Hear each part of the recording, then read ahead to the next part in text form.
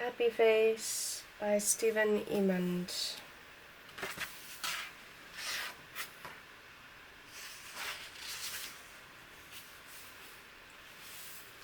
Write what you see and draw what you feel. Be open and honest. Love every word you write, even the mistakes. Find truth in each moment and then move on to the next one. Start good, get better. Love your father. Merry Christmas, kiddo.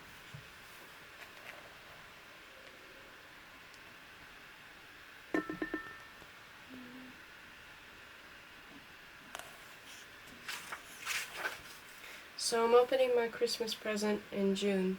Not that it was a bad present. I'm just lazy and stuck in my ways.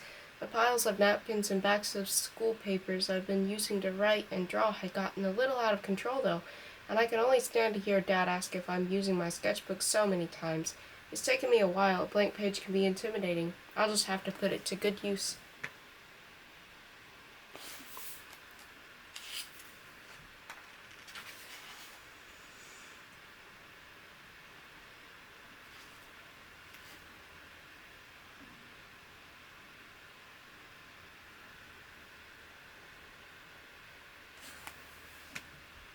Hooray mail from lolfailure@gmail.com to cartoonboy@hooray.com.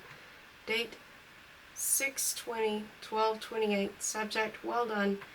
Lol. Good game, Mage Slaughter. No, really. 3 hours is a long time to go toe-to-toe with myself, and I am something of a legend when it comes to Fire Mage. You play like a noob in more than a few aspects, but the sheer dedication to battle you show makes you a man after my own heart. I see many long, lonely nights, a complete disregard for schoolwork. I see hours in front of the warm glow of the computer screen. A virgin, no doubt. A failure in most all respects of life, but a dedicated gamer and a good mage, perhaps the best I've seen, and of course still no match for me. I'll be on until 2 if you're down for a rematch. You're not exactly a challenge, but I like you. You entertain me. Lol, at failure. I'm still unsure on how to start writing in here, so I figured I'd let Lol at failure do it for me. As for capturing my life in a single paragraph, he's done a pretty handy job. Playing games online and being a virgin sums things up pretty well.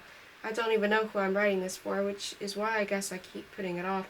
I'm not writing for my family. I'm not about to let Mom, Dad, or Everett into my innermost thoughts, and certainly not Chloe, as I predict her name will pop up often.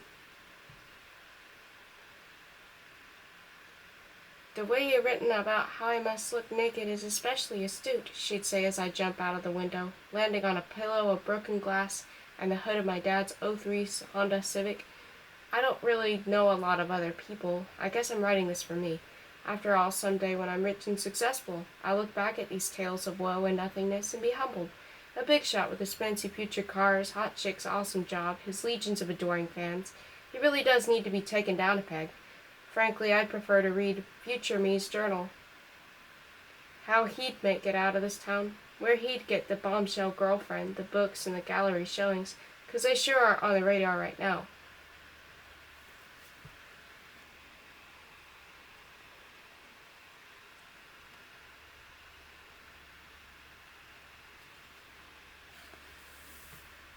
It's not all that bad. I'm a qualified loser at school, and I can count the number of real-world friends I have on one hand.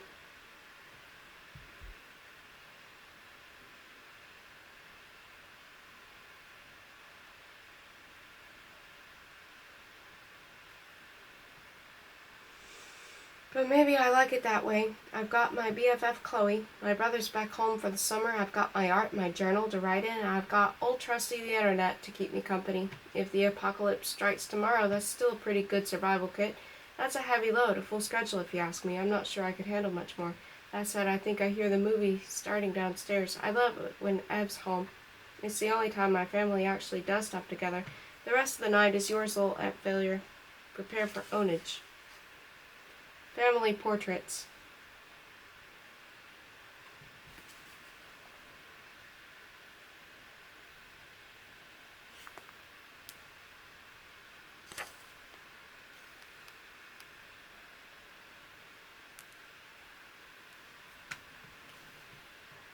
Dad.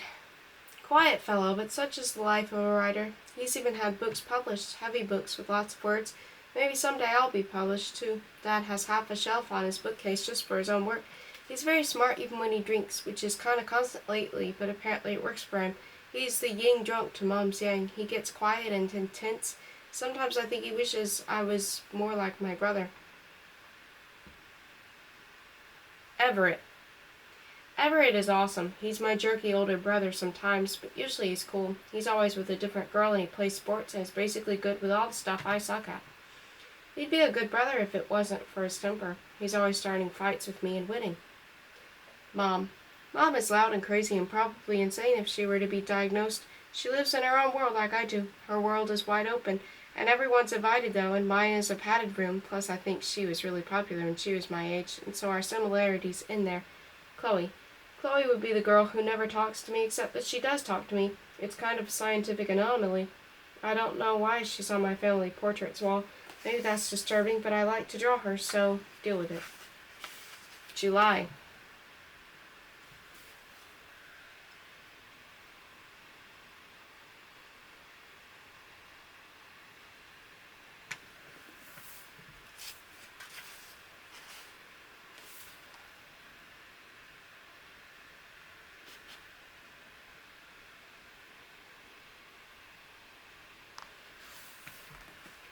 "7:12. We went out on the boat today. The sun was setting and I was out on the ocean with Mom, Dad, and Everett, and yes, Chloe Hills. Chloe's the hottest girl to say more than 3 words to me that didn't include the term lamewad. The wind was blowing and I was sitting by Chloe and everything was just about perfect, but it's usually the best moments that make me the most nervous. Chloe has been my friend for a few months now and my family keeps pushing me to make some kind of move. I know they just want what's best for me, but that's like giving me a trampoline and expecting me to jump the Grand Canyon. They don't really understand that Chloe is and what I am. We are not of the same species. Our commingling would be illegal in most states. Believe me, I want to ask her out, but I want to tell her she's the most beautiful girl I've ever seen. I want to tell her, sweet honey, be mine, but if I say these things, I won't even have her as a friend anymore. My macking skills are way whack. I'm the least pimpin' kid in school, and I'm not the slightest bit OG. MTV has failed me completely. I didn't even want to invite her on the boat. I don't want her seeing my family. I didn't want any of it, but Mom kept pestering me. Dad was curious to meet her, and really I shouldn't have to repeat what Chloe is a real girl more than 3 times. There was no way this day could have turned out as anything but an embarrassment, and I was not let down. Top 5 reasons I can't ask out the lovely Chloe Hills. 5. She might cut into my wall staring time. 4. I could ask her out. The phrase, "Am I going to have to get one of those restraining order dealies?" would be too painful to hear. 3. Standing beside Chloe is sure to elicit, "My God, that's a well-trained monkey," at least once. 2. Wouldn't want to have to start combing my hair or anything. 1. I'm synonymous with these 3 words. Darn near invisible. It seemed everyone had something to say in their own form of humiliating me. Dad was too aggressive and frankly a huge liar. He'll have his first book published by graduation. Mom is too close to me and has long forgotten what attractive traits in a man are. He's such a sweet boy. I'm sure you've heard him stutter when he's nervous. Everett was being his typical big brother self. I like him better when he's at college. You deserve an award, Chloe. It's not easy having Pipsqueak follow you around all day. I know. Maybe she follows me. Ever think of that? Jerk.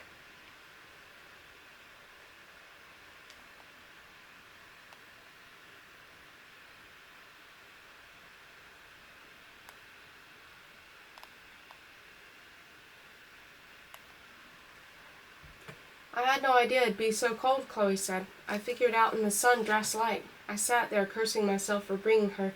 She was miserable. She even had goosebumps on her arms. Dad brought his coat over to her. "The lady's cold. Show a little class, son." I think I was disappointing him. Everyone was talking to Chloe and quickly getting to know her, even better than I did. Apparently she toured the East Coast with a ballet group and has been featured on TV several times. Who knew? I just looked at my feet and scratched a hole into my arm. Dad pulled me to the side for one of our luckily infrequent father-son talks. He was looking me in the eye. It made me feel like I was in trouble. "I get it," he said. "She's too pretty. You're shy and nervous." If he got it, we wouldn't have been out there. I was that way too, he continued, believe it or not. You're the spitting image of me at your age. Somehow I didn't believe it. You're gonna get older like I did, and I know it doesn't feel like it now, but it happens fast, and you're going to realize later that we're all just people. The cute ones, the not so cute ones, the popular people, the successful people, the rich and poor, we're all the same. Chloe's a girl just like any other girl, and if you don't let her know how you feel, then she's never going to know.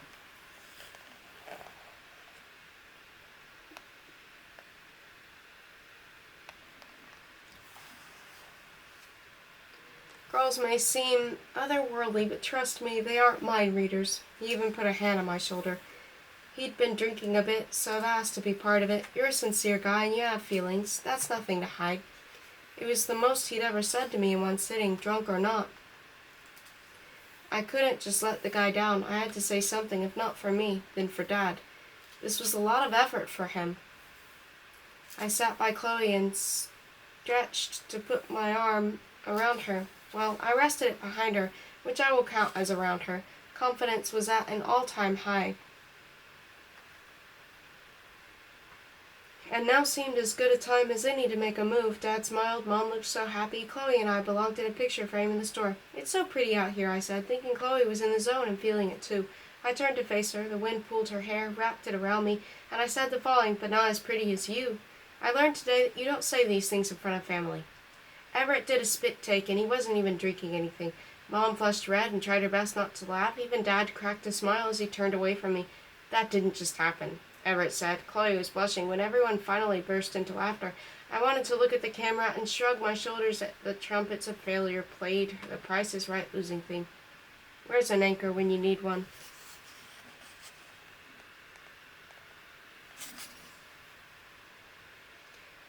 The big events.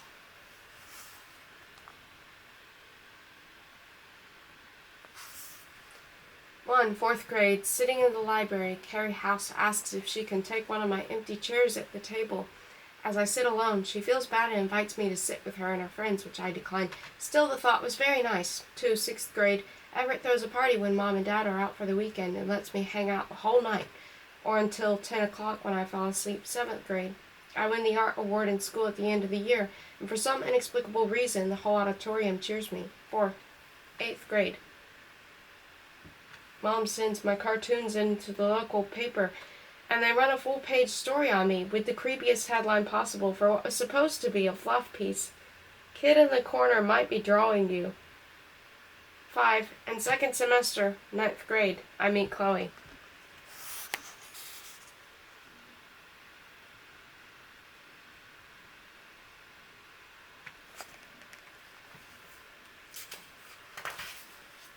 August.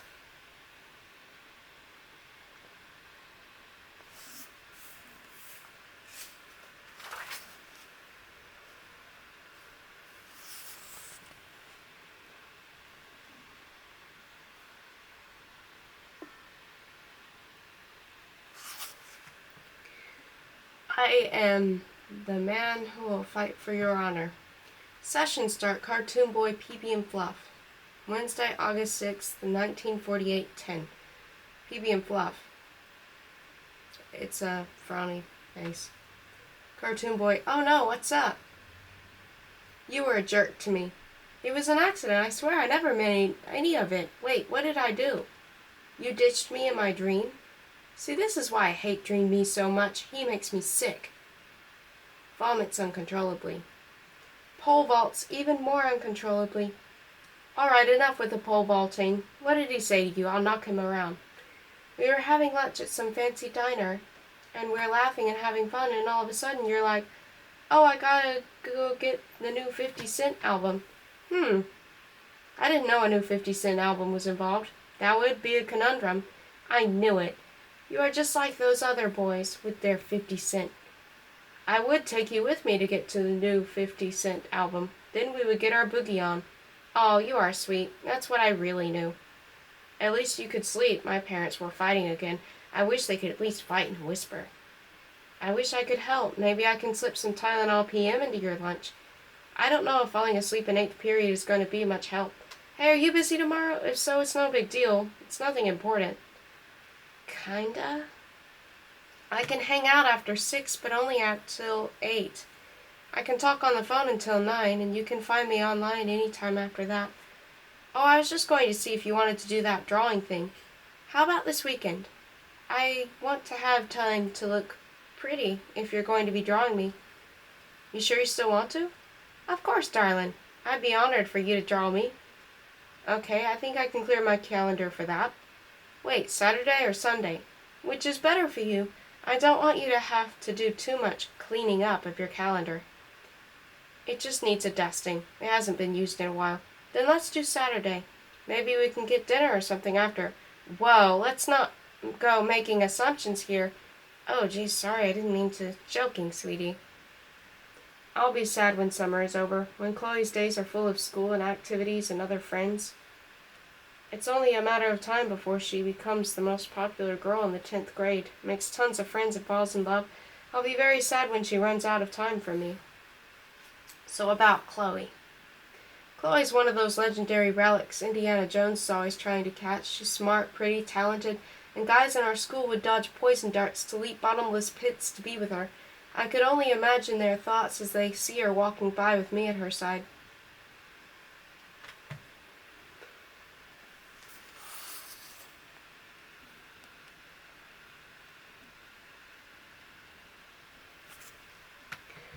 Must pound flesh, break bone. If she likes him, she'll love me. He must be her genetically inferior brother. Pancakes. The positive. She's got it all. Her beauty, her huge house, her prize-winning cats, her smart family, her talents, her sense of humor, everything about her.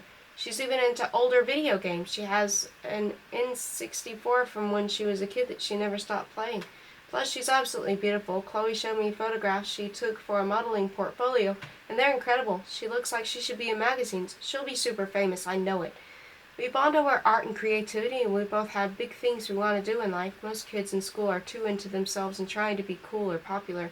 So the negative, she's too good for me. Too pretty, too busy, too everything. My world is so small in comparison. Chloe takes college classes in the city on weekends. She takes dancing classes. She has her own friends in school, and that's besides her friends in other states and modeling contacts. She's busy and confident and has everything she could want already. When we're apart, I must be about 5% of her life, and she's 90% of mine. All I have is my drawings, and her is my friend. Sometimes I feel like maybe she does like me. It's these brief bouts of optimism that cut the sharpest. I feel these spells of hope, and they make me feel like I should actually be doing something, making some kind of move, even if it flies directly in the face of my observations. I can't seem to shake either feeling, that she's too busy and too good for me, or that she's somehow waiting for me. If only I could be like Everett, and just say what I'm thinking and act how I'm feeling. I can never do it, though. I get immobilized with fear, and I don't even know what I'm afraid of. What's the worst that can happen? She invited me to go swing dancing next week, and I told her no. I can't dance. She'd have all her friends there, and I'd be sitting in the corner by myself, dragging her down. I don't want her to see how uninteresting I really am. I don't want that to be the memory she keeps of me when school starts. I just wish things were different. I wish we could switch roles for a day, and she could be me, and she'd see how hard it is to like someone so great.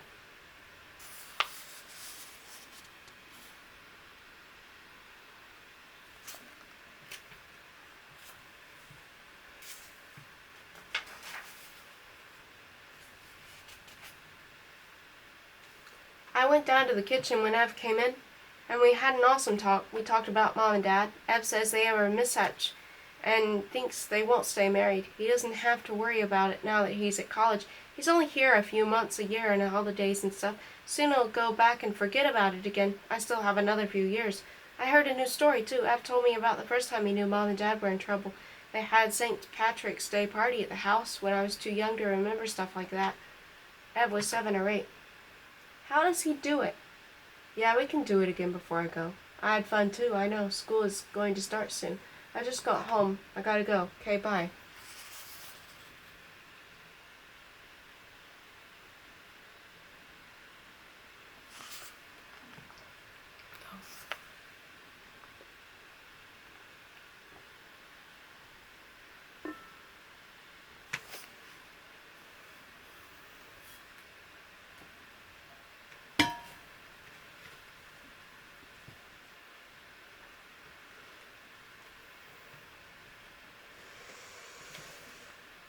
St. Patrick's Day Massacre. So they're having this party. They're drinking as usual. Mom's in her stupor. Dad's just getting cranky. Some of their friends come up in conversation. I guess they couldn't make the party. Dad calls them some names or something. Mom gets all angry and defends them. Next thing you know, Dad snaps and gets it in his head that Mom must be in love with a guy friend or something. He starts joking around that she must have had sex with him, and everyone gets uncomfortable. Then he takes it further and starts asking her if she did have sex with him. Mom doesn't dignify him with an answer. Dad is so drunk and angry he starts accusing everyone at the party of sleeping with his wife.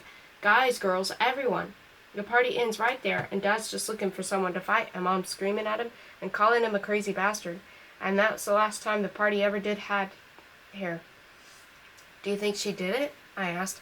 Everett's always been blunt. I don't know. Yeah, probably. That was years ago. It can't be why they've been fighting lately. Do you think she did it after that? I asked. I wouldn't blame her if she did. I didn't know what Ev's problem was with Dad, but I wanted to change the subject.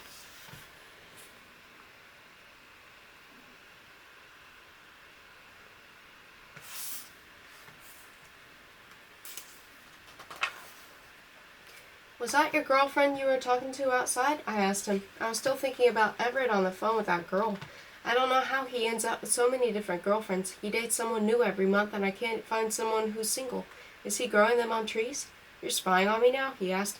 I just overheard from my room. I said, not my girlfriend. She knows I'm only home for the summer. I didn't have to say anything. My face said it all. Don't look at me like that.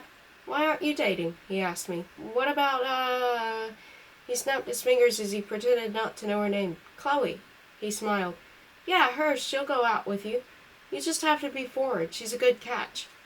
This is where most of the night went. I explained all the reasons I couldn't ask out Chloe. Why I can't date any girls. Why I don't have any friends. I laid out each and every successive failure that's become me. I told him that I need friends, and she's a great one. And I don't want to ruin that. I don't want to make things awkward. I don't want her telling her friends I asked her out. I don't want to have to worry that everyone's talking about me when I see them in the halls. And Everett said, her loss and yours, you gotta put yourself out there. I dish out my heart and my dreams in a pile on a plate, and that's what I get in return. My brother, the fortune cookie. It's easy enough for him to say. When Everett puts himself out there, he's still Everett. He's still handsome and popular and cool and the bad boy. I'm all right with school stuff, and I can draw pictures. I can reach level 60 in Fire Mage. Everett has experience in stories and knows jokes. I have nothing to say, and my few interactions with women have been traumatic. Everett should know I'm not exactly girl magnet material.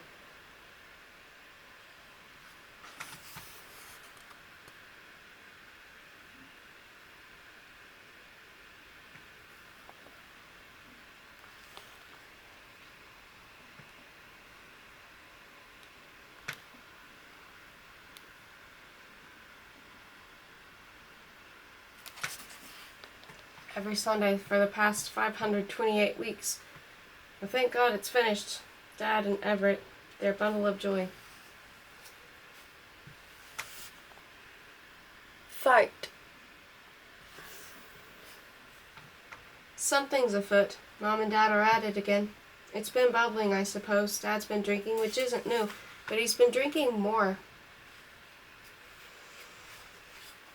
than normal and shutting himself off in his office. Mom's been quiet, which is cause enough for concern. They've been snapping at each other for days, but this is a new level. I actually thought they were getting along pretty well for a while, too. When Everett first came home from college this summer, we were all cooking out and eating together and talking after dinner, and Mom and Dad were laughing a lot, but things got back to normal pretty quick and then actually got worse. Clearly you want a divorce, so that's what we'll do. I heard Dad yelling at Mom a few nights ago. Maybe Mom is cheating on Dad, or Dad's cheating on her. They went back and forth for a while before calming down. Mom said something about a separation, which is pretty much the same as divorce as far as I'm concerned. I'd still be down one parent and living who knows where. I went out into the hall to get a better listen, but Ev took my spot already. I sat behind him for a minute, but Ev told me to get back to my room. He's been a grump lately, too. He wants to go back to college, and I guess I don't blame him. There isn't much to do here. He spent most of the summer out with his friends and girlfriends and avoiding me anyway. The patter's been loud name-calling, followed by quiet talking and stamping around. There are the parts they don't want us to hear. They're still going. I wonder if it's serious this time. Here you go, in real time, folks. And this is probably reversed, because that's how it tends to be with cameras, so I'm just going to read it. Look at you, I'm married to a person. You don't know anything. You read all your dumb books and you don't have an original thought in your head. At least I can form coherent thoughts. How do people go from wanting to be married to being so outright cruel to each other? I wish you'd carry yourself with some dignity. You aren't good for anything. You have no practical use around here at all. Now they're being quiet again. Maybe they're done. Oh God, they aren't done. Ew, this isn't happening. God, they're weird. I'm going to bed. Where are the earplugs?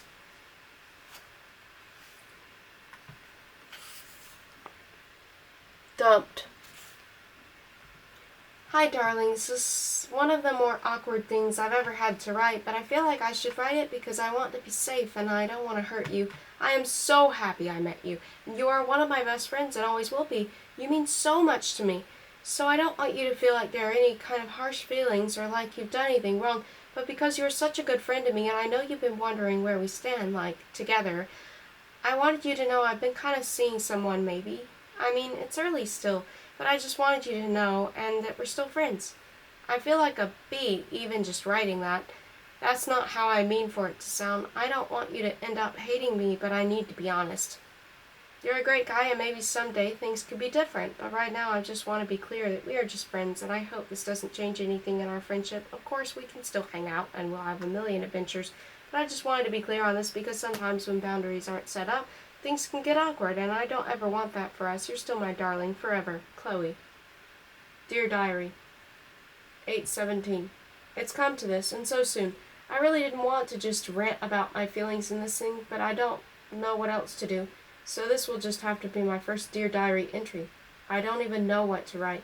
I don't have any thoughts, any feelings. My every thought these past few months has been about Chloe and me together, and now I find out she hasn't been thinking of them with me. If Chloe can't be with me, then who can? I thought she got me, and I got her, and we got each other. I thought she was it. I thought she made sense out of all the stuff, the past stuff. So if not her, then who? Then what? Who can blame her? It's not like I have anything going on. Let alone my messed up family, my alcoholic parents, my rebel without a clue brother. I'd stay away too. Maybe she never even liked me. She just felt bad for the loser. I sound like an idiot. What would Dad say? I can't even ask him. Why would I? It's not like he's in a great marriage himself or anything. I can't ask my parents anything, and Everett doesn't care about me. He's angry, and Mom is angry, and Dad is angry. I had Chloe. She was it. She was my escape from all this, and she ruined it. Why did she have to ruin it? What is so much better than what we had? What we could have had? Who is she seeing? I talk to her every day. Who else could it be? What am I left with? Friendship? I have friends. I don't want any more friends. All right, I don't have friends. I do want friends. Chloe would be a good friend. She's my best friend. But what now? She dates some other guy and some other dude hangs out with us and is all making out with her in my face? I can't do that. But what is the alternatives? What else can I do? I think I love her. Maybe if I just told her.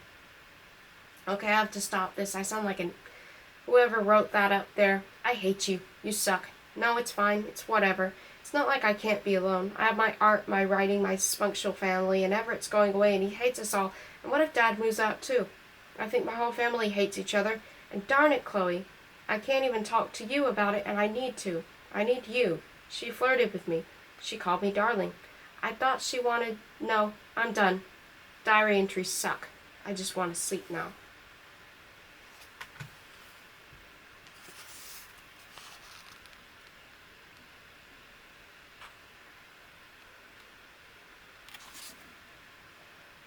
Idea for a short story. This body lies in the street, freshly dead. Outside of its chest pops a still-beating heart with tiny legs and a mouth. I've never seen anything like it, says a curious female, tall and pretty, killer looks. She calls out to the heart, which begins to run. It sees its own dead body and the heartbreaker standing next to it and puts two and two together. The pretty woman chases the heart all around the globe, calling out to it, I just want to touch you. You fascinate me. I can't keep you warm. Don't you need a warm body? The heart tries to hide in New York and Paris and Italy, but cannot elude the female. Yes, he laments, I do miss the warmth of a human body. The woman scoops him up in her arms, which are indeed very warm. She brings him to the media, who bring him to the government, who put him to sleep, drain his blood, and slice him open with knives to figure out just what makes a heart walk and talk anyway. Results are inconclusive. Moral, keep it in your chest. 8/19. Just a couple of guys. I'm taking a break from trying to figure out this Chloe situation, so today was as good as a day for any for our little father-son bonding. It was definitely a little out of the ordinary, but Dad wanted quality time with his sons, which basically meant he had bad news to break. Mom probably put him up to taking us out. I figured we'd have a couple of root beers, talk about women and how you can't live with them, can't live without them, but it wasn't really that kind of day at all. Everett came with us, for one thing. The way he's been acting toward Dad, I didn't think a divorce could come soon enough for him. He hasn't been real keen on me, either. We ended up going bowling. At least it got my mind off Chloe. Ed was being an idiot from the start. Dad offered him shotgun, but he sat in the back. He wouldn't even talk, and he's been on Mom's side all along with the fighting, but he came with us so he could at least make an effort to be nice. They spent all summer on that car, and they didn't even ask for any help, after all. Ed was always Dad's son. They liked sports. They both kind of macho guys. Ed gets along with Mom better than I do, too. They can talk for hours, so I don't know why suddenly I'm the one wanting this family to stay together. Dad said he and Mom were thinking about a trial separation as we drove to the bowling alley. He said he'll stay in the house at first and that they have some issues to work out. Seeing as the issues are your fault, I don't see how you're going to end up fixing things and staying in the house, Everett said. He was determined to make things worse at any given opportunity. I tried, Dad said, tossing his hands up, done with the bad news portion of the bonding experience. Bowling alleys are depressing in the middle of the day. It was pretty empty and quiet, and not at all a good place to hang out with the shattered remains of your family. The bowling itself was actually kind of fun for a while. I did all right for my first time, but it was really Dad and Ed who were competing. Ed was good, but couldn't loosen up and just have fun. He had to keep throwing the ball like he was trying to prove something, like Dad's head was affixed to the pins, and in spite of Everett's ever-present gloom, Dad was really trying to bond with him, too. He kept smiling and even offered some pointers for him, and then Everett unintentionally said the funniest thing that's still making me laugh. I'm here for the bowling, not for you.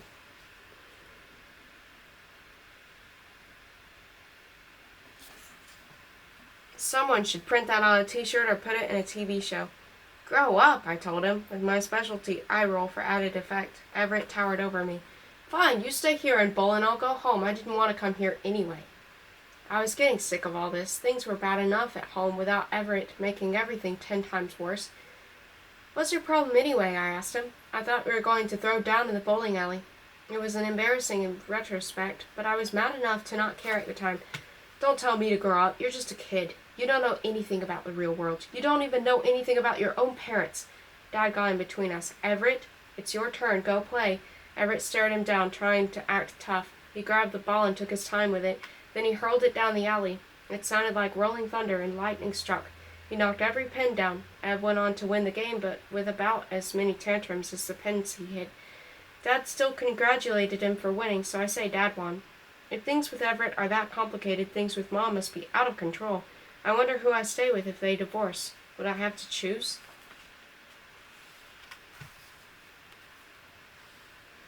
Today is the day the world changed, and that is all I will say, because I don't ever want to think of it again. 8:23.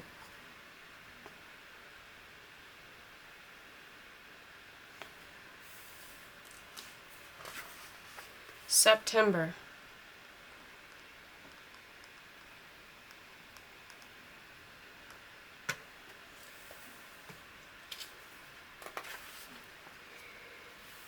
Today was long, eyes watching me, voices mumbling my name. A week into September and it was my last day of school. The halls were a parade line, and I was a giant float. I'd gotten used to the whispers and rumors, but today it was the eyes and the handshakes and pats on the back. I kept my head down low, and my headphones covered my ears. I only walked forward and I didn't look back. Even after I got into Mom's car and we sped away and left that school one last time, I never looked back. My new home on Main Street, highest crime rate in Crest Falls.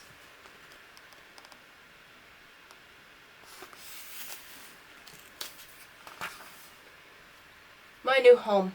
Here's the apartment. We're a quarter of this building, about the size of our old basement.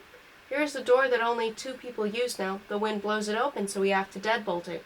Here is the fridge, which will be much emptier. Now it's just water and soda for me. Mom quit drinking, so there's no more alcohol filling up the bottom. No more of Everett's gross energy drinks. These are the creaky boards the rats and cockroaches skitter across, even creaks to my room. Here's all the same old junk. Those are the windows the monsters peek in. They don't bother me much, though. They just sit there and wait. And there's the yard and Everett's car, 2 blocks from where I wait for the bus that I take to school, now that I don't have a ride. School used to be a quick stop over for Mom on her way to work, but not anymore.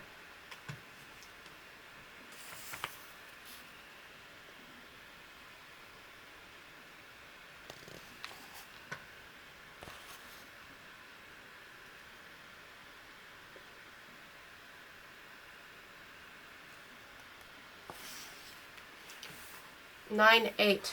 Maybe buses aren't all bad.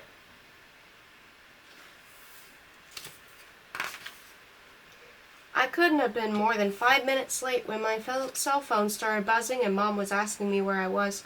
I explained that it was unintentional, that it was my first day of school here and I got on the wrong bus by accident, but honestly I didn't want to go home in the first place. There was also a girl. They tend to make me dizzy like a cat in a dryer, not that I've ever tested that. I had to follow her. I really wanted to draw her. Now I just have to find her again and maybe even talk to her? Extreme emphasis on question mark? I guess it's not so bad, it's just different. You lose your money and then you come here with everyone else who's lost money and you adapt. 9-9.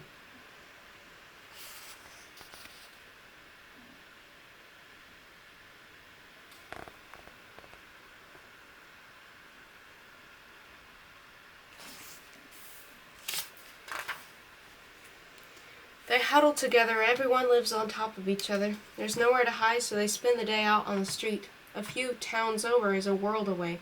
It's really a whole new start.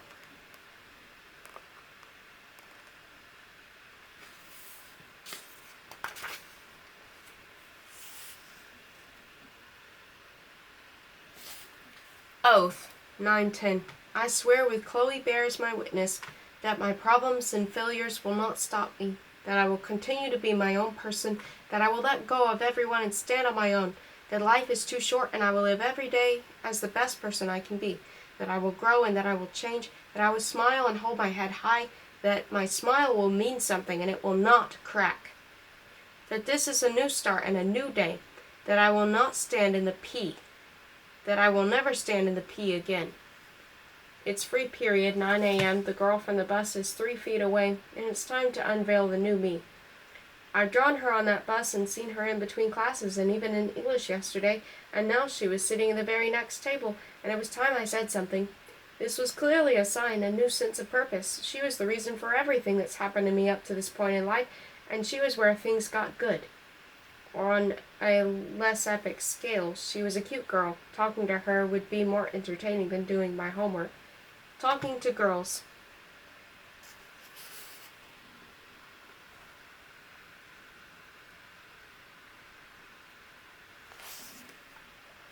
You should read that book outside. Are you talking to me? It's nice out. Too bright. We could sit in the shade. We could. Goes back to Lonely Land, to Saw face off with comic books and video games. She was so pretty. Her hair was shiny and dark, curling left and right, waves crashing on top of each other, but still so smooth. Her skin looked soft, those cute little dimples when she smiled. Maybe I hadn't blown it quite 100% yet. Can I sit with you? I asked. The lighting is all wrong over here. I was nervous, but I tried to smile. Mr. Confidence. She shrugged her shoulders in a cute way. Free world, happy face. She sat straight, moved cute. Her legs were crossed. Now she was reading On the Road by Jack Kerouac. I moved my bag over, my books, journal, and pen. I grabbed the chair to her side because it was closer than the one across from her. I fell into the seat and smiled. She kept reading and didn't notice my staring. I picked up my journal, pretending to do homework. I was sketching her, keeping the book tilted toward myself. I was drawing her, but I didn't want her to see that. I didn't want to box myself in as the art boy, but I had to keep drawing. Sometimes there's an image I can't bear to lose. I took frequent glances while I scribbled away, but she never looked up to notice me, if she remembered I was there at all. I was looking for details. The curves of her eyes, the way she smiled. She held her book. Kid in the corner might be drawing you indeed.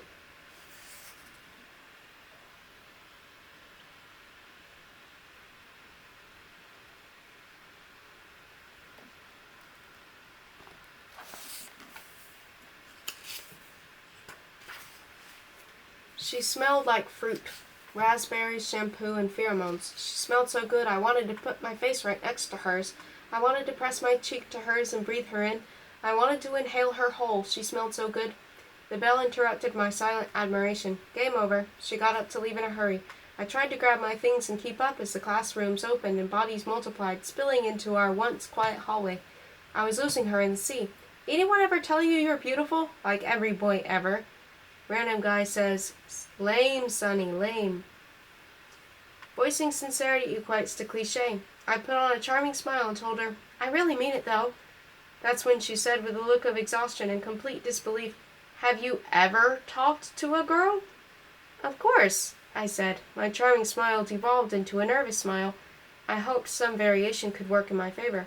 Well, happy face, she said, head cocked to the side. You try way too hard. You have a nervous stutter. You've been scratching your arms since you started talking to me. Your face is bright red. That vein on your on your forehead is about to pop, and your leg won't stop twitching. So did I score any points at all? I asked. I don't know. I guess you have a cute smile. Success. But you're sweating. The sweating is gross. Failure. She told me your name was Gretchen. Gretchen is cute. My arm is sore. And there is still hope.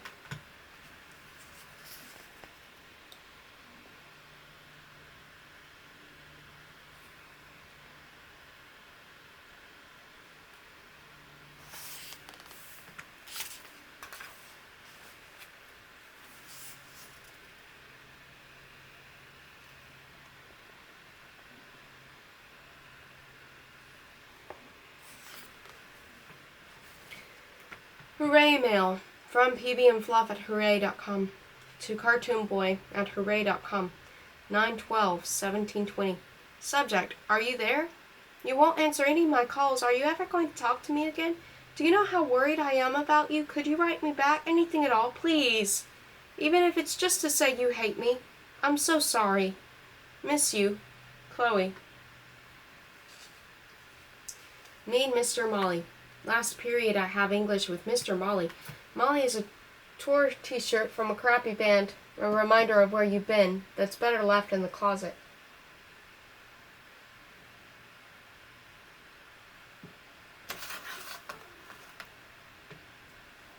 I had Mr. Molly a year ago before I moved. I took his class, as did my brother, and probably my father and grandfather, and maybe great-great-grandfather as well. He moved here, and I moved here. He's like my shadow. If the sun positioned just right to stretch my shadow out 3 or 4 times its size sideways. Yes, there he stands, here as in there, fat and tall as ever at the head of the class, wearing a red sweater vest, with a red face like a creepy clean-shaven Santa Claus. It's not that he's a bad guy, but he's the one person who really knows anything about me here, which I really don't like. It defeats the starting new that I'm supposed to be allowed.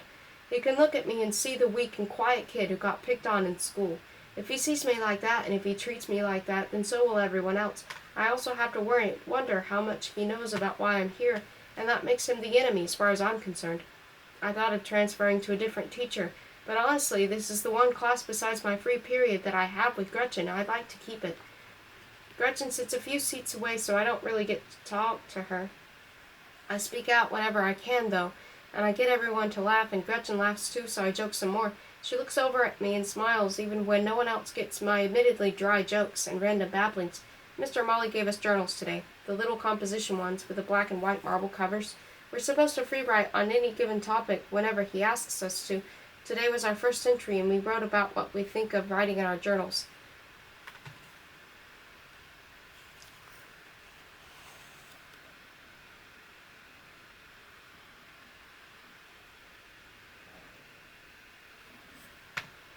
The weather isn't fit for man nor beast.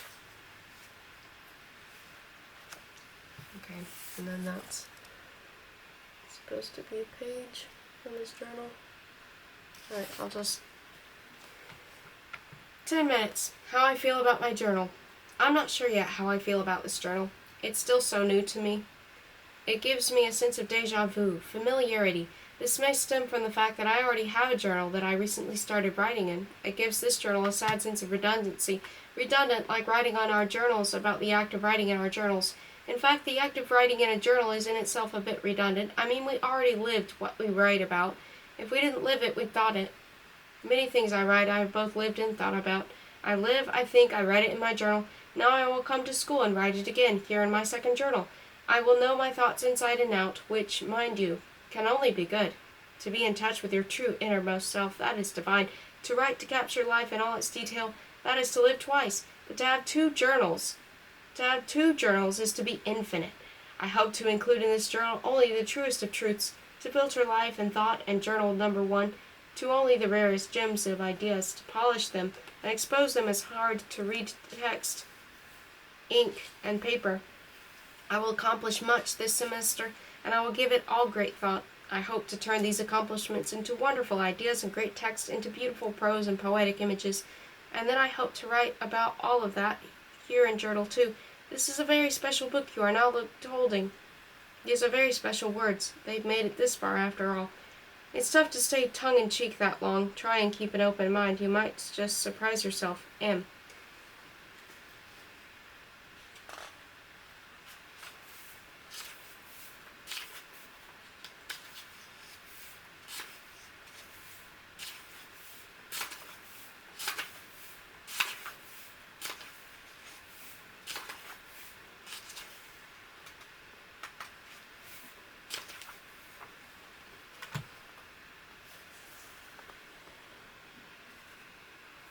Happy Face Perv.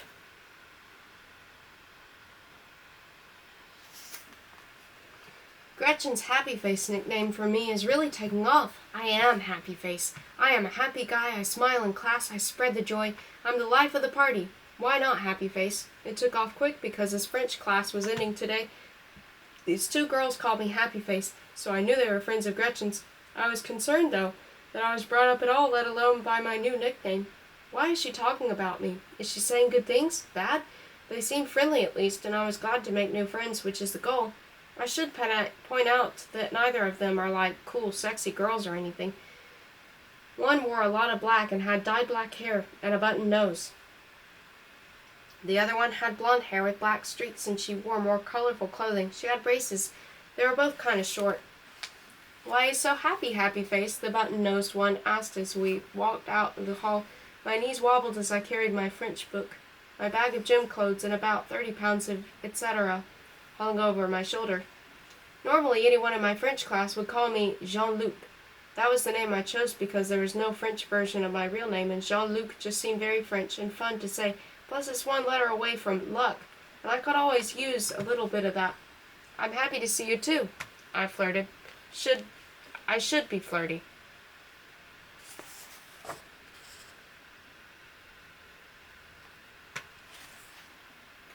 Well, duh. Where are you headed? Gym class? Or are those tight shorts for Gretchen? Do you, totally love her or something? She thinks you love her, and that you're stalking her. She thinks you stole her panties. She thinks you're a perv. You are, aren't you? I love it. I love pervs. I kept smiling because I didn't know what else to do it. This is what always happens when I try to put myself out there. How did I become a perv? Oh, stop it, the black-haired girl said. He's turning red. Leave him alone, Carm. They started laughing. They were most definitely laughing at me and not with me, although I laughed with them. Once upon a time I found the nearest locker to hide in, and I'd be the butt of everyone's jokes, but this little experiment seemed to be working. I was standing there laughing with two girls after all. Oh, that's so cute. We're just joking. She didn't say anything about you. Gretchen's awesome. It was more attention than I was used to. The hall felt darker and my head was spinning, but those are the best feelings, when I'm red and laughing, when I'm alive and I don't care about anything at all, when I'm seeing stars and cease to think completely. 9:19. I can hear Mom in the next room on the phone, loud and gabby, overexcited about her sister's affairs. It's better when she's this way. She's a loud woman, and that's how she should be.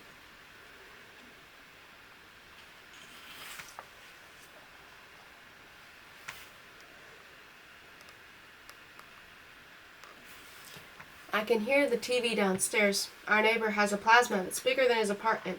I can tell what show he's watching, but I can tell it's a comedy about the canned laughter. He lives by himself, as most people in this complex do. I can hear cars and the occasional conversation outside my window. Usually it's just bits and pieces. Better not tell me what to do. Hold up, and assorted laughter and catcalls. Of course, none of these sounds keep me awake as much as the constant blinking red light outside my window. 9:22. Mike. I met Gretchen and all the girls in French class, but I've still been eating by myself at lunch. I even went to the library to eat. It's too much pressure being the new kid and being seen alone in the cafeteria. It makes people even less inclined to get to know me. I need more than just a smile to make friends, it seems. This week I made an effort to find someone to have lunch with, and met Mike. I don't know what to make of him. In some ways he's just like me, and in others he's my opposite.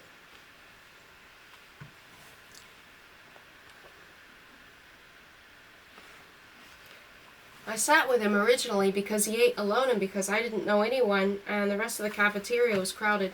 He was glad to have me sit with him, and we bonded pretty quickly. Mike likes TV. We talked about a lot of TV shows, and it's better to watch them on DVD now because you don't have to wait weeks at a time to see a new episode for shows you really like. If I had to wait a week for every Lost episode, I'd kill myself.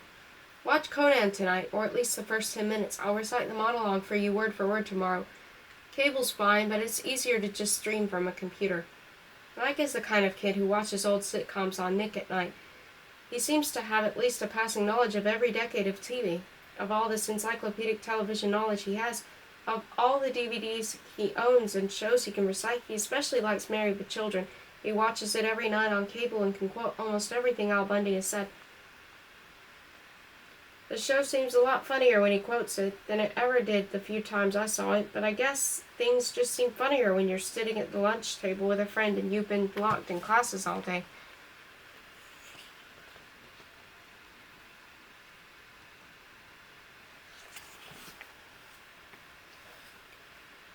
Happy Face.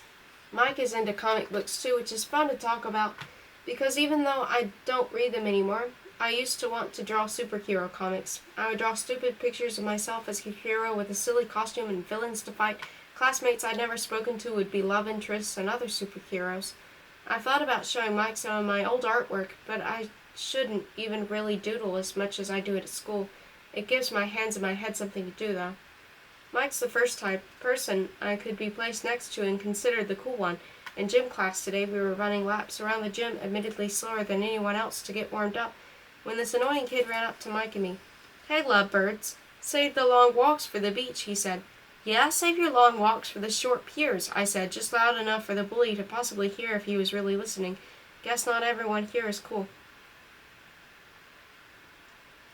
"Not bad," Mike said, "not bad at all." It was quite the compliment. Sometimes, though, Mike goes on and on about some show I've never seen and never planned to, and I look around at boys and girls sitting together and flirting, and cute girls by the soda machine, and I feel like a kid. Then I just want him to shut up. But he's a nice guy, and we laugh a lot. That's the other thing I think about. I'd like to have a girl that could like me in the same way that I like her. And I'd kind of like someone to share little things with, like when the sky melts into 15 different colors and the air feels just right.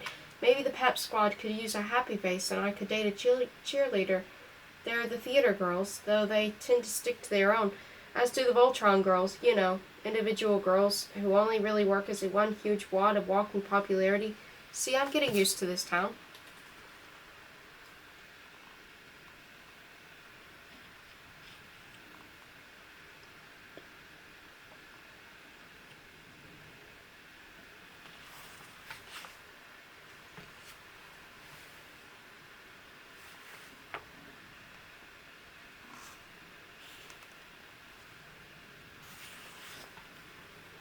On Moments.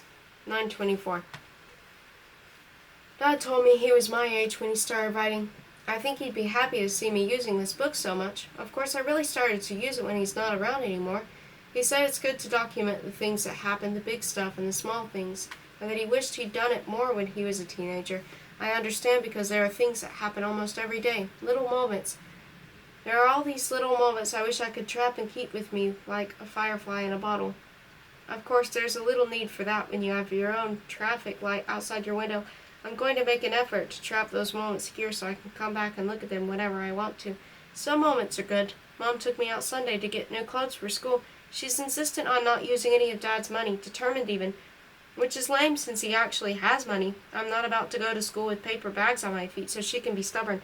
Mom has all kinds of ideas for what I should wear. She went on and on with the magazines and ads, but I've been paying attention to what the other kids were wearing and had already pieced together what I wanted to get in my mind. We checked out a few stores at the mall and weren't finding much until Gretchen turned up at American Eagle with the girls I met from French class. I imagined Gretchen having to con the girls over there, to lure them with promises of visiting Hot Topic next. I talked to them for a few seconds and learned that Karma and Misty are sisters, Karma and Misty Moon. Our parents were hippies. Are hippies. Well, Mom is.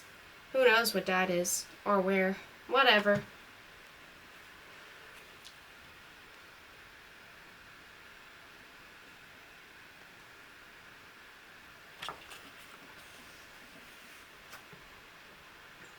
I ran my Mr. Molly creepy Santa Claus bit by Gretchen to decent reaction before Mom reminded me we're looking for clothes. I asked her if I could look around with my friends for a bit, and she agreed. Mom browsed around by herself. She had to understand, after all.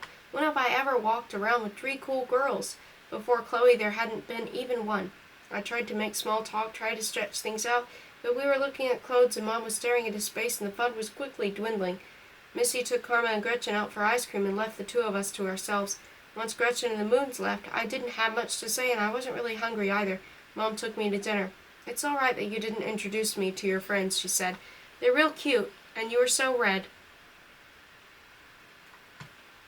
Someone's got a little crush.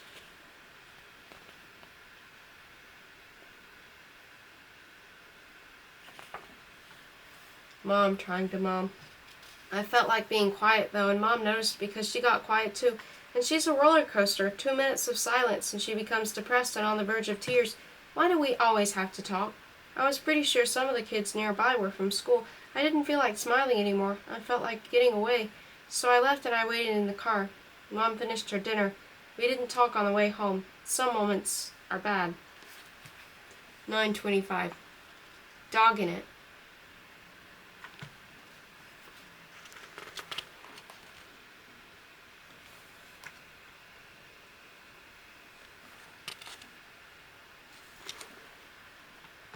Hi, I'm Gretchen. Nice to meet you. This morning I sat by Gretchen in the hall while she read. Same as I do every day on our free period. It's just us usually, and we don't say much. Though she doesn't seem to mind my company. I like it because it's quiet and I can write and be alone with Gretchen for a full 45 minutes. Yesterday I thought to ask her about herself, music, movies, family. It was like talking to a brick wall. I like that, though. She's like a mystery to solve. She has that librarian look with the glasses and the gentle, patient smile. Every week she's reading a new book. She seems observant, like she knows more than she lets on, like she watches more than she talks, like me. Today I came in with a non-personal topic to discuss, but before I could get to, there sure are a lot of mysteries in outer space, and my opinions on negative matter, she suggested we get breakfast in the cafeteria. The cafe was mostly empty, with a few groups of kids sitting at the tables. It was pouring outside, and it sounded like a stampede on the roof. Gretchen scolded me as I reached for a soda. Are you serious? You'll rot your teeth. Find something healthy. I pulled back as she added, or at least something appropriate for breakfast. We looked at muffins. I eyed the chocolate chip before thinking better of it. I went with blueberry. Good choice, she confirmed. I handed my $2 to the lunch lady, who said, really dogging it today. I looked to Gretchen to see if she had any idea what that meant, but I don't think she did either. We sat at the nearest table and ate our muffins in awkward silence.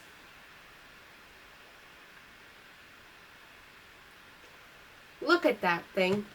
What? This is the saddest muffin I have ever seen. It's so sad and lopsided.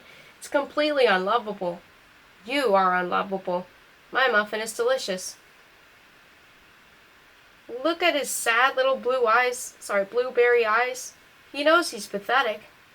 That muffin is totally dogging it. Gretchen and I looked back at the lunch lady and then at each other before he burst into laughter. I can appreciate that there is very little actually hilarious about the term dogging it, but at that moment it was the funniest thing I could imagine. I laughed myself red and couldn't stop. I laughed and I made Gretchen laugh, and with her by my side at that cafeteria table, I felt ridiculous and giant, taller than the clouds and rain, silly, lost, and very happy.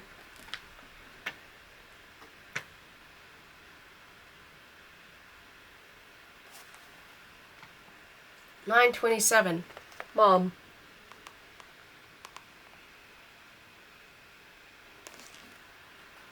Have you ever met a smoker who doesn't smoke? That's what my mom is. She's tense, always stressed, and constantly on edge. She's always been that way, although she actually is a smoker who does smoke. She quit when she met my father, a steadfast non-smoker.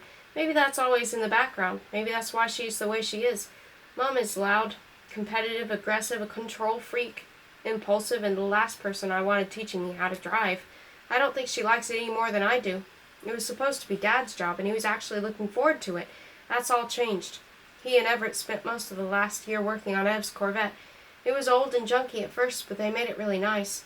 And while that car was sitting in our parking lot begging to be taken out, today I was driving the family's crappy old '92 Subaru Legacy while my mom yelled out various non sequiturs and made me want to never sit behind a wheel of any kind ever again. "Why do I have to drive such an old car?" I asked.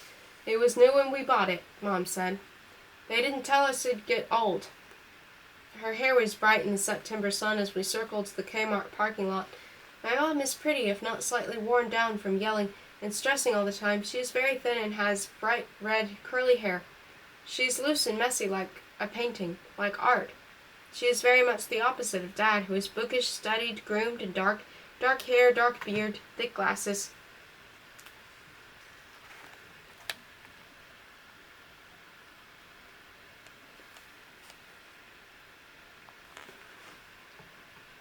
Mom provided the audio for our trip, alternating between "slow down, steer clear of cars," and a detailed synopsis of my aunt's latest fight with my uncle, on and on with the family. I saved, she doesn't save. She can't afford her own place. She's not going to have any money. I don't know what she plans on doing if she leaves him. She can't stay with us. The morning was beginning to drag, so I sped up a little. Reaction came fast. "Slow down!" "What's your hurry? We're going in circles." "Circles!"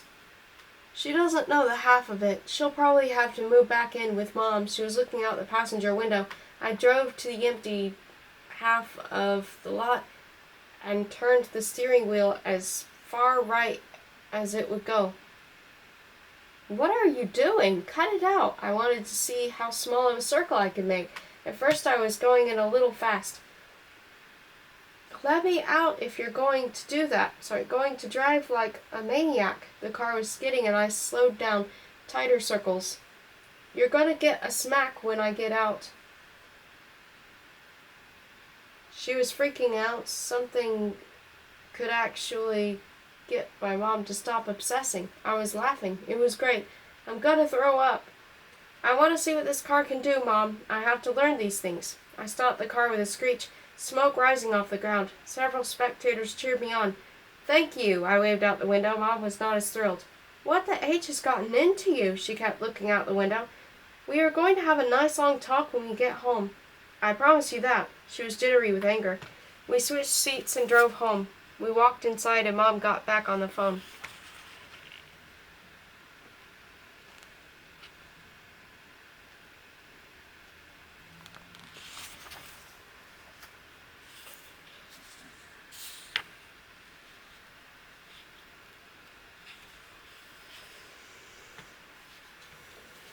On writing. When thinking of writing, the word phooey always comes to mind. I mean, really, writing is a bunch of phooey. It's what we do when we should be living and doing. It's kind of a waste of time. Writers are so up in their heads. They're so full of themselves. I mean, the ego it takes to write and really think you have anything to say at all, let alone anything new, is a conceited notion. And generally, it's written with the idea that other people will actually want to read your ideas and they'll all be better off for it. Any meaningful writing is just depressing anyway. The further we get to know our own human nature, the uglier it is. That's why all the famous writers are notorious drunks and drug addicts. They shelter themselves off in a cabin in the woods, isolated and delirious. And then there are the Sylvia Plaths and the Anne Sextons. That's why the best writing is popular fiction. Your crime novels and airplane books. A quick formula, a decent concept, and make $1,000,000 off it. That's smart writing. The rest of it is phooey. It's all an exercise in destroying from within. I'm still unsure of how truthful you are being in these journal entries, but these are some interesting points and an emotional stance. Please feel free to talk to me anytime. 9:27. Happy birthday, Gretchen's party. I'm pretty sure she only invited me because I was present while she talked about it, but I got a last-minute invite to Gretchen's birthday party, and last night I went. Her birthday is actually in 2 weeks, but last night her parents were out of town, so that's why she had the party early. Mom let me take the car there since she was home for the night and too tired to drop me off. I'm still learning how to drive, and Mom said we weren't making a practice of this, but Gretchen doesn't live too far away. Really only 2 street turns, about 3-minute drive. I should be able to handle that if I'm going to be getting my license this year. I showed up and smiled and hugged everyone when I got there, and only Karma and Misty had arrived.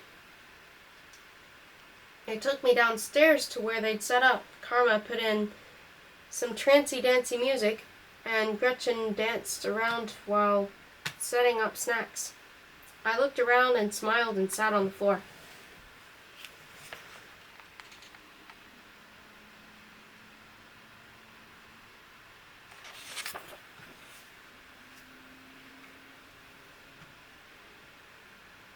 So how'd you hook up with Gretchen? What's the big story? Let's hear some of that sweet talk.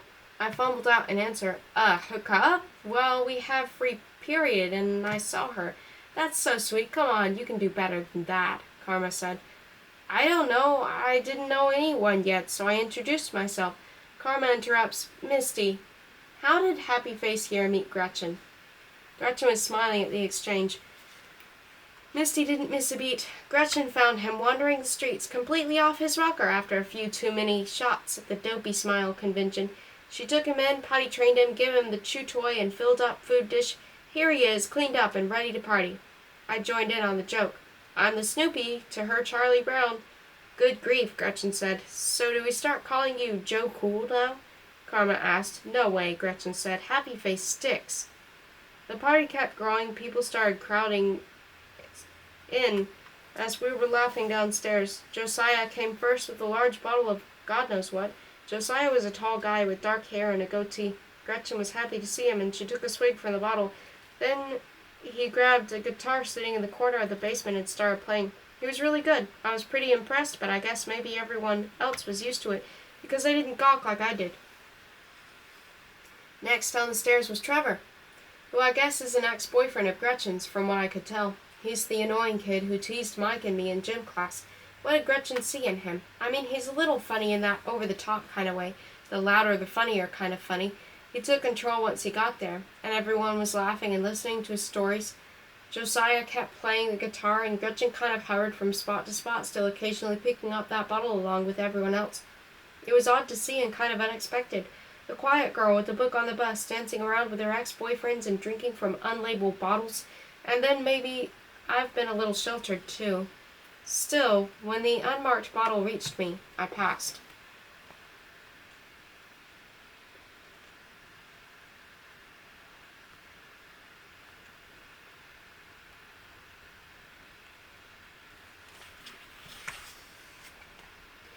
I've had a bad experiences, I said, and left it at that.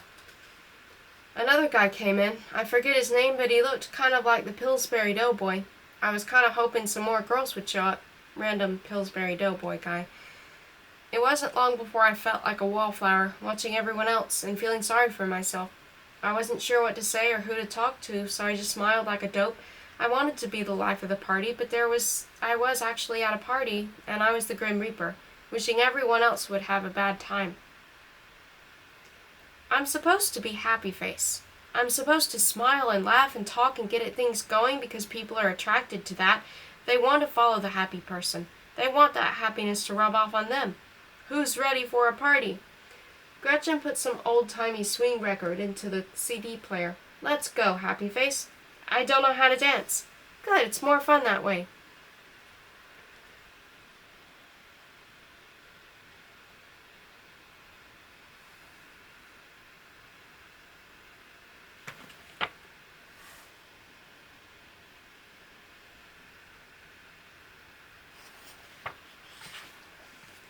This is how I should be thinking. And if I suck and step on people, then we'll laugh. And we'll all laugh together. And we'll laugh if I don't suck. And we'll dance around and have fun. It took a minute to get into the groove, but we swung around and I tried to copy what she was doing. Trevor took over, but then I danced with Misty and then with Karma. I kept going and I kept smiling, and we were having a blast, and I finally felt like I belonged. And as the night went on, I felt like part of the family. Gretchen's basement. One guy was with two girls in the bathroom, but I think they were just looking for attention. All the giggling didn't seem very romantic or erotic.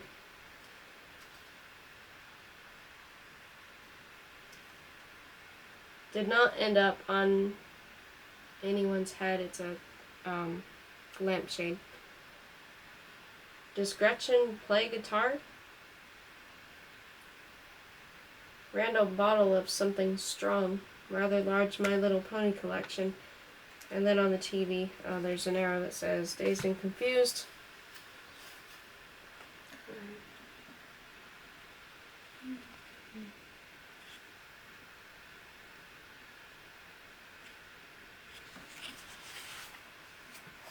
Random quotes. That's insulting. You're insulting. You insult Mother Nature with your existence. It's a movie about this lady who turns into an old lady. I'm fine with break VP's S. Since I only date girls at their peak, it's always downhill after me.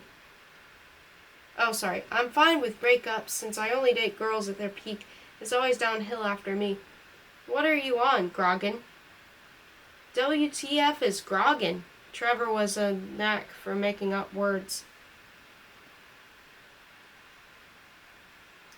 More people, girls included, came and I lost track of time. We played Make Me Laugh, where someone has to try and keep a straight face while people try to, well, make them laugh. It was kind of silly and I wasn't very good at it. Gretchen kept stopping by and checking in on me and telling me how drunk she was. I wasn't sure who was drinking and who wasn't, really. They didn't seem that off to me. Mom used to drink and she was a real drunk. It was getting late. Josiah brought over Harold and Maude, which he was telling Gretchen she needed to see. It was really good, though. I don't think Gretchen was as into it as Josiah had expected. We were all sitting around, some passing out, others flirting in the corner, but most of us stayed out through the movie. I was busy trying to figure out who everyone was in relation to Gretchen, and why I'd never seen most of them before. Some guys had clearly dated her. Others clearly liked her. She was so close to so many guys, but seemingly she wasn't actually dating any of them. I wondered if this was the in-between period, or if she was waiting for Mr. Right, or if she just burned out on boys. Or was she dating someone else secretly? Trevor was camped out on the couch as people began to trickle out. Once the movie ended, a bunch of others left. I was curious as to who was staying and why. It was back down to me, Misty, Karma, Trevor, and Josiah, around 1:30. We sat around talking about people I didn't know, and everyone was sleepy. We sat in a little circle. My phone buzzed around them, and Mom called, but I turned it off because I didn't want to change the mood. I was enjoying everything. Past my bedtime, Gretchen. Happy birthday. Josiah gave her a big hug and was on his way. 2 a.m., 2:30. Trevor still wasn't leaving. Gretchen was half asleep. Misty was tuckered out on Karma's shoulder. How did you guys become friends with Gretchen? I asked. Gretchen was awake enough to mumble an answer.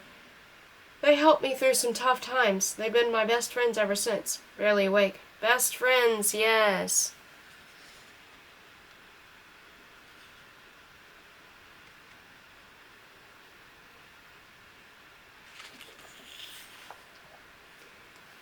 Rolled around and Trevor was waiting for me to leave. I'd never been that late. It's the time of the morning where I'm usually home and playing video games and everyone else is out. Everyone is just getting home from their parties or dances, and I think to myself, at least now I'm not the only person home and in bed. I knew it was time to go. Gretchen, I had so much fun. Thanks for having me over. I gave her a hug. She still smelled good. As I got up, so did Trevor. I gotta head back too. Happy birthday, Cupcake. I walked outside with Trevor. The moon was bright and the street was silent, and I looked forward to what the radio would play me as I drove home to bed. 3:30 a.m. I came home late. Mom was used to me not really going out at all.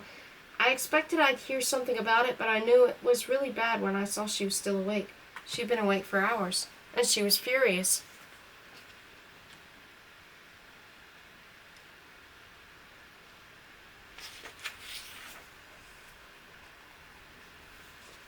Excerpts.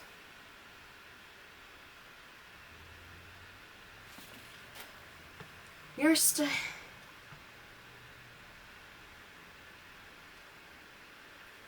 spend all night drawing in that GD book. You're staying out all night now? You're gonna leave me too? Are you next? You don't do anything around here. I'm your family. I'm all you have. I let you drive illegally, she yelled. This was all before I could get the door closed. I was worried to death, and you don't have the common sense to call or even pick up your phone? I've been up all night. I almost called the police. No more driving. That's it. I hugged her tight and told her I was sorry. I told her I was fine, and I was sorry, and I smiled. It was the same smile I used when answering my teacher's questions. It was the same smile that plastered my face as I danced with Gretchen and Carla and Misty earlier in the evening. It was a smile that changed so many things, and it worked again. My mom was sobbing, but calmer, and she was smiling too. It was a smile that said everything is okay, and everything was.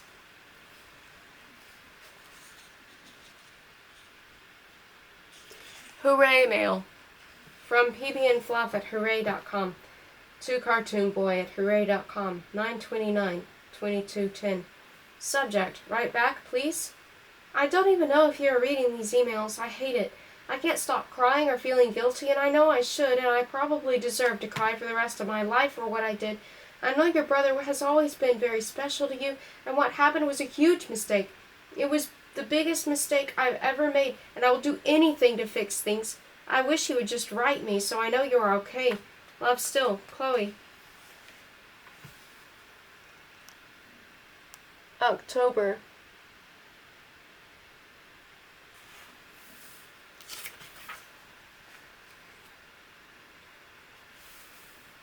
One of the many sordid love affairs of Happy Face. Abby.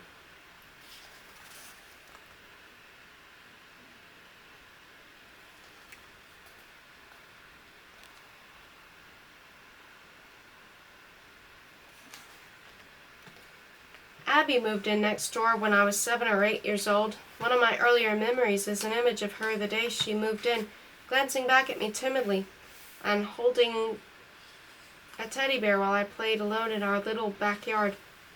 At that age, my days consisted of bothering Mom, mothering Ev, and chasing the cat around the house, wrapping it in blankets and making laundry basket jail cells for her. Meow. Mom pushed me to go talk to the new neighbor. Literally, she pushed me right out the door. The first time I went next door, I cried, tears of an unbearable shyness and a deep loneliness from leaving my family, crossing that long driveway to the next yard. After that, Abby and I were inseparable.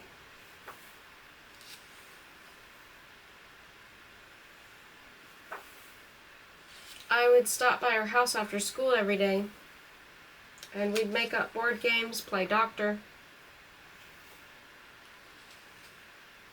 and put on terrible awkward plays for the neighborhood. We would gather our parents together and knock our neighbors' doors and find anyone who was willing to come and see us act out whatever Disney cartoon we'd recently watched.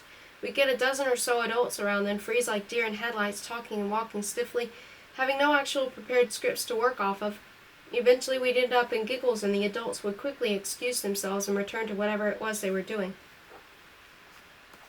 I never really had any romantic feelings toward Abby, but as I assumed once we'd grown up, they would develop. We'd be high school sweethearts and get married, once the hormones kicked in and all. After a few years, a new kid moved in across the street, Adam, who would also become my friend, ignited by a strong bond over comic books and video games. Adam was part of the group, but it wasn't long before Abby felt neglected, and Adam and I began to shun her and act like boys. Eventually, we stopped seeing her at all. I remember running around with our water pistols and probably too cold for water pistols spring evening when Abby came out and asked me why I wouldn't come over anymore. I guess I thought I was being cool or that Adam would be impressed, and when I drenched Abby with my water gun, we laughed and she slammed the door, and her mom came out to yell at me. How could you hurt your friend like that? I bawled my eyes out. I went home and cried out a mix of emotions I couldn't grasp at all. Adam and I bonded further over our new enemy and spent the next months leaving gross concoctions of berries, flour, and mud in her mailbox, and coming up with awful nicknames for her: Kibbles and Bits, Level 7 Boss Creature, Flabby Labby, Saggy Naggy, all the classics. We eventually grew tired of it and kept to ourselves for the next year or so. On Halloween night, Adam and I were walking the block when we came across Abby and one of her friends. Just ignore those two, they're losers. Stop hanging around that pansy and play some sports. Actually, Adam's mom decided that she didn't want us spending so much time together. He found himself grounded repeatedly until we just stopped talking. Then Dad sold his book, and we moved. I haven't spoken to Abby or Adam since. I've only just recently even thought of them.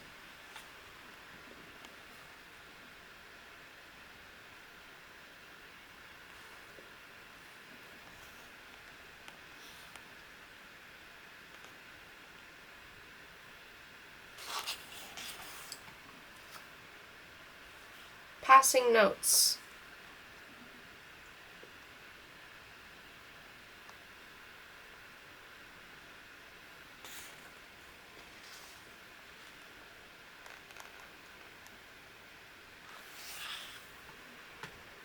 Hey, Happy Fist. Hey, Frog. Did you do the homework? Did I do the homework? Did I do the homework? The homework got did. It got didded. I didded it. I do. This note totally needed a sax solo. I love sitting next to you. I get all energetic around you. Hee hee. I love your name. Can I have a nickname too? Frog isn't a nickname? Happy girl. 10-6. I've been passing notes with Frog, the girl who sits near me in Molly's English class. She's so funny. She writes me these notes and laughs really hard in class when I talk, and she insists on following me to my next class every day. Maybe she thinks I am cool because I am friends with Gretchen or something. The weird part is that I don't even talk to her much in that class. Gretchen's a few seats away from me, and if I didn't know any better, I'd think maybe she was jealous that another girl is giving me attention. Happy Face asks, which is a surer sign the end is nigh? 10:10, my daily schedule.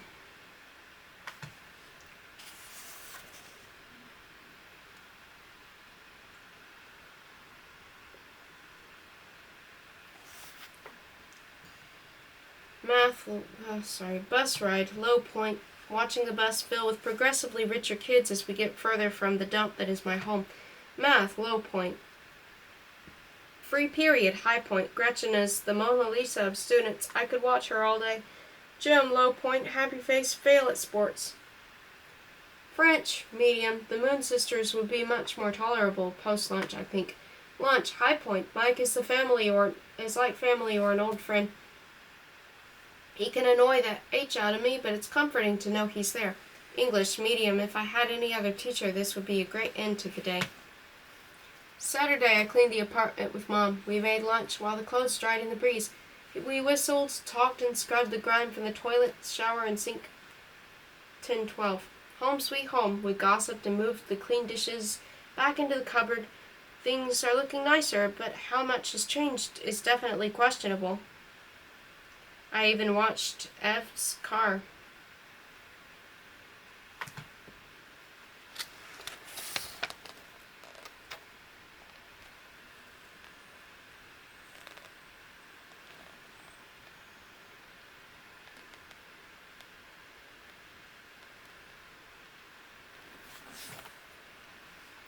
Haunted, or is a crazed madman relatively sane?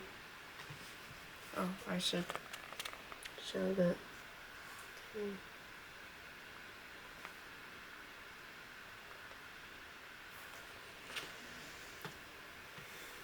It's the best part of Halloween. You have to go. There's rides and food and a giant haunted house. That's OMG, so awesome. You'll love it. It's so scary. The carnival was like what you see on TV.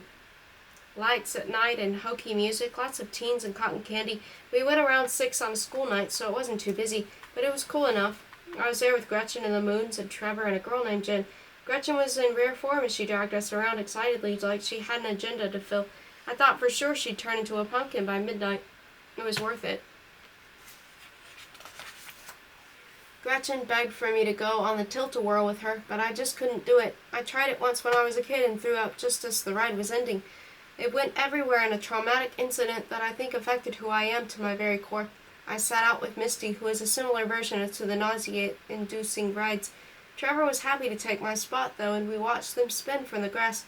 When the ride ended, Trevor, Gretchen, and Karma were leaning all over each other and falling over. It was pretty funny. Once they'd gotten that ride out of their systems, everyone was ready to eat. We got food at one of the stands, and the girls had a contest to tie knots and cherry stems with their tongues. I'd never seen anything like it.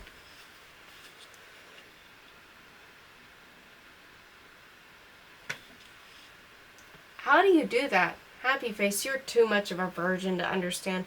He's too happy to have this conversation. Happy Face couldn't lick an ice cream cone. Whoa, easy there, girls. Yeah, leave Happy Face alone. Look at him, he's Happy Face, he's still smiling. Walking around, conversation turned towards Gretchen's dating life. Gretchen's the anti-Happy Face. She's so not a virgin. What? Are you calling me a slut? I've just been very unlucky with relationships. It's not my fault. Names were thrown around to knowing laughs. Tim, Jason, Jack, Dave. Things got progressively uncomfortable as we rode the Ferris wheel. Gretchen sat next to me, though she kind of cut the possible romance out of it, and she told Trevor, "Who else is he going to sit with?"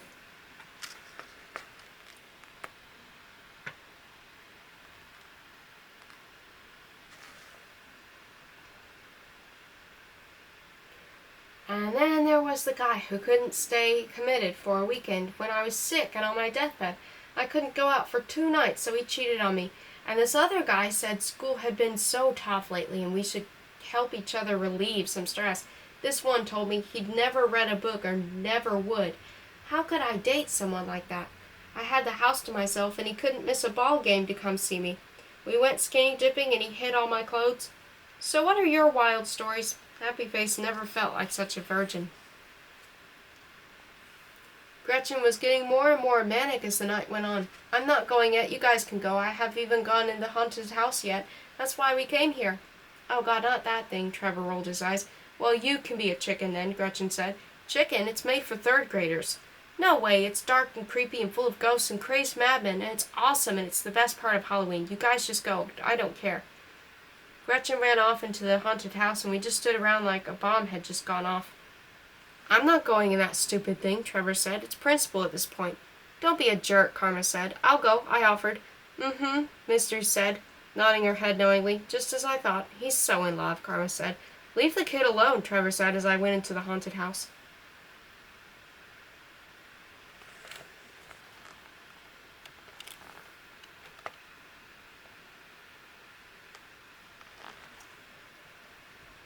The inside was full of ghosts and crazed madmen, just like Gretchen said, except the ghosts were Casper and the madmen were laughable.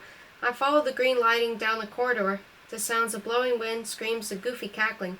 Chainsaw guy popped out at me, noisy but otherwise motionless. The halls turned red as an animatronic guy repeatedly stabbed a girl who kept screaming and refusing to die. The next room was a graveyard, and the lights turned blue. A hand reached out of the ground by one grave, and someone was laughing maniacally. Echoing through the room, at the end was a gentle sobbing. Gretchen was hiding behind a tombstone. I sat by Gretchen as she cried. I glanced over at her a few times, but otherwise just looked down at my feet. A hand popped out of the ground, and I kicked it. Gretchen laughed a little. I held her hand. It was definitely one of those times when talking is overrated and it's better to just sit and feel. Pretty scary, huh? A little bit. I've seen worse.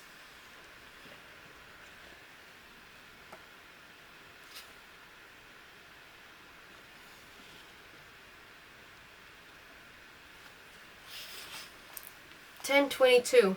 Baseball. Mike and I are what you would call bad at sports. We are perceived as not at all athletic. We are, as Coach Ford lovingly named us, a couple at old Nancy's, or rather, we're simply more inclined to participate in the more cerebral arts, the games of the gifted and brilliant, games such as walking the mile while discussing late-night shows. Ba-ba-ba, bee-bee-bee. Going to 5th period, reeking. Changing in the dark corner of the locker room. Trevor isn't exactly best buds with Mike and teases him pretty regularly. It kind of breaks my heart to watch.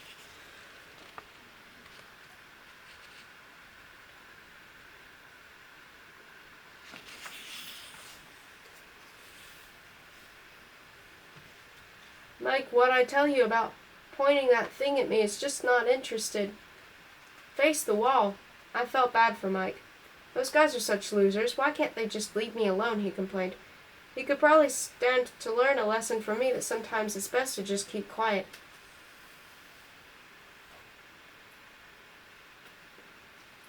Things were a little better out on the field. We were playing baseball. If I was the artist of the family, then Everett was the athlete. Sometimes I don't get how we came from the same genes. Standing on the field, knowing that bat, though, I felt powerful. It would feel so good to hit that ball. God, I wish I could hit it. I wish I could swing and crack the bat in half and send that orb in orbit, here 1 second and gone the next. The other team would all suffer stiff necks from trying to find it hovering up there in the sky, but I always miss. It hurts too, swinging and missing. That energy, that stored up energy, it goes nowhere. It shoots down my arms and through the bat and right back into me with a shock. My arms stinking, numb and sore, my muscles twist like a pretzel. Strike one. That's the worst part. They'll always know I'll swing. I always swing. I swing well, though, like a champion fighter, like I'm beat and blind, but I know if I could just connect, it'll be something. It'll really be something. But it's a miss again, strike two. I love the view from the batter's box. Everyone looks so small out there on the bases, out on the field. From where I'm standing, I could swing the bat and take them all out. One quick sweep and away they'd all go. But I swing and the only thing I clobber is empty space and air. Strike three, you're out.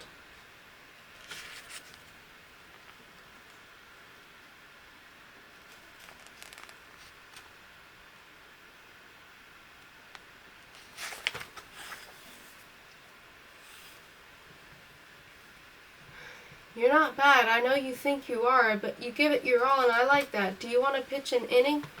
I didn't really, but these days I get the best reactions not being myself anyway. I walked out into the middle of it all as the game started back up. It's a weird thing being out there on the pitcher's mound. I've got my team behind me and the opposing team in front of me, and I'm in the center of everything. For a few seconds all eyes are on me. It's a little unsettling. I wonder what Dad would think. I was never interested in sports like Everett was. Maybe he'd be proud for the 10 seconds or so before I threw the ball like a girl. Maybe it's best that he's not around. Now there's no one to disappoint. Mike was at bat first. I had to give him this hit. I pitched right to him, and he missed. And then he missed again. I tried once more, and he hit the ball. That's about all you could say was, he hit the ball. But that's something for Mike. It'd be something for me, too. The rest of the team had him out pretty quick. Now I was ready to get serious. Hit, hit, hit. I could say with no uncertainty that at least half the guys playing baseball that fourth period would vote me as permanent pitcher if only they were on my team. No, seriously, I sucked. Trevor was up next and I threw a strike, the first I'd gotten since Mike was up. Whoa, I wasn't paying attention. Do over. Everyone laughed. But I was focused. I was intense. The energy wasn't going nowhere this time. I threw the ball again and it whizzed right past Trevor into the catcher's mitt. Strike two.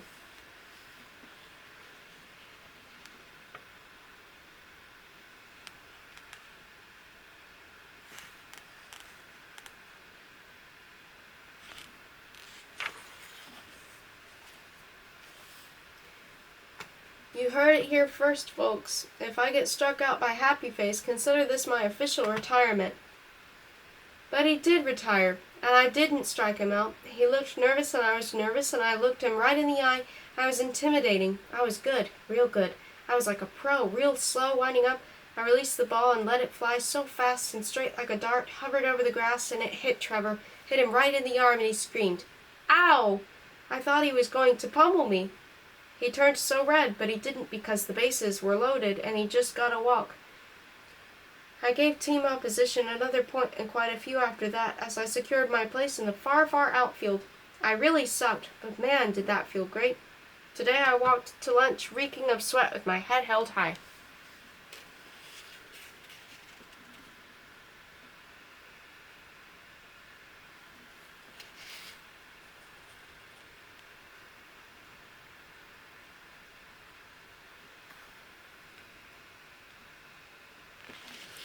At the movies, 10:24.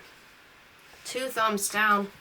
I was supposed to go to the movies with Gretchen tonight when you know who showed up again. It's starting to feel like Gretchen, Trevor, and I are a tricycle, and I'm the third wheel. I was looking forward to seeing Gretchen alone outside of school, but today's excuse was some family argument, and Trevor had to get out of the house. It's not that he's a horrible guy or anything. I mean, he can be funny at times and he doesn't go out of his way to be mean to me, but he's not the kind of person I'd choose to be around. Gretchen, the Moons, those are the people I wouldn't expect to hang out with because once upon a time I just wasn't accepted by girls like that, but Trevor is kind of a bully. He's someone I wouldn't generally befriend myself. He was the driver. Gretchen was in the passenger seat, so he wasn't alone driving. I might as well be bound and gagged in the trunk. They have history, too. They talked about old friends, kids from the middle school and what happened to them, old parties. Then they talked about his family or hers, or even deeper stuff like religion, and I chipped in with, heh, huh, or more often, huh? And I watched as he put his hand on her leg whenever he told her something. Very subtle. We went to the movie tonight, and Trevor and Gretchen split the popcorn. I wasn't about to share popcorn with Trevor, so they had that, which means they had to sit together. And because Gretchen likes to sit by the aisle, I ended up sitting between Trevor and some hippo who had the inability to realize not every movie is a comedy. The theater felt packed, but maybe just because it wasn't big enough for the two of us.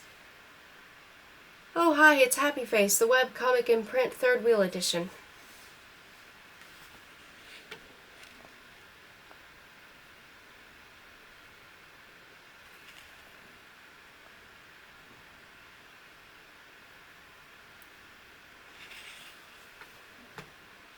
There's nothing hotter than making out with a stranger. I've made out with strangers before. There's nothing stranger than when a sock is missing after doing the laundry. Idea for a movie. Third wheel. He's always been the third wheel. His friends are all coupled off. He's the youngest of three with two older brothers that were best friends. One day it all changes when he meets this right girl. For once he has someone's undivided attention. Until that, she tells him she's in a relationship. But she'd like to keep seeing him. Against his better judgment, he plays third wheel to her relationship. When she meets his two buddies, sparks fly between her and this guy friend, and they begin to see each other. Tired of it all, he runs to the wilderness, away from everyone, away from civilization, away from society. Of course, he needs food and water foremost. Then he needs warmth and a place to sleep. In fact, he has to put his feelings a distant third. Weeks later, he goes back home. Here life is falling apart for all of his friends and the girl he loved. They need their third wheel to keep things going. Having no self-respect, he takes the girl back and they ride off into the sunset on a two-wheeled bicycle.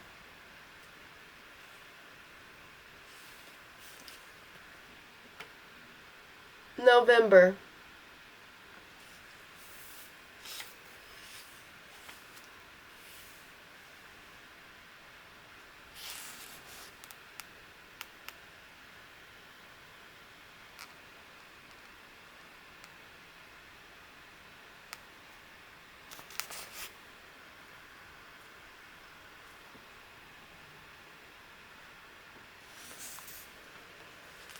Where in the world is Dad?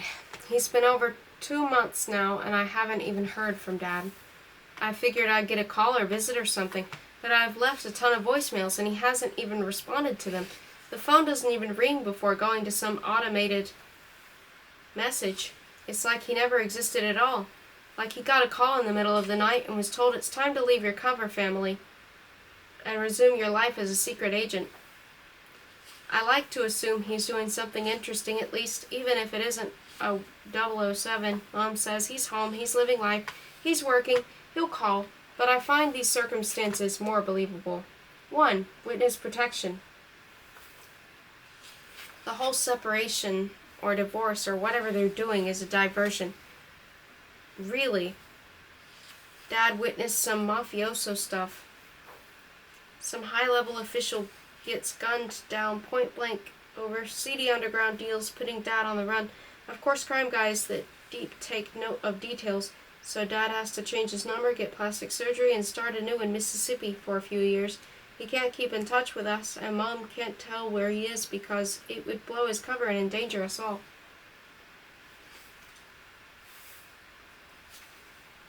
2. The Great American Novel. Dad is using everything that happened as a chance to escape into the woods and write it all out. One of those epic tomes that delve into the human condition and never resurface, like he always wanted to write. Of course I'd be in it, and Mom and Everett, and the next time I see him, he will be on Oprah. 3. Misery. So maybe Dad started dating some young girl. Mom tells him, you go be with her then, we are leaving. Mom doesn't want to talk to him ever again, so she just tells me he's fine, he's home, he's working, but he'd still talk to me. So the young girl must have turned out to be some psycho fan of his books, and she's kidnapped him and tied him up with some cabin somewhere. Write me into your stories, she'd demand as she breaks his legs. Of course, she'd take his phone and turn it off so she wouldn't be found out. Or maybe he's just down south where it's warm now, finally rid of the wife and kids and enjoying life. It's still more interesting than Mom's version. 11:3. Today I became a deity. As my popularity soared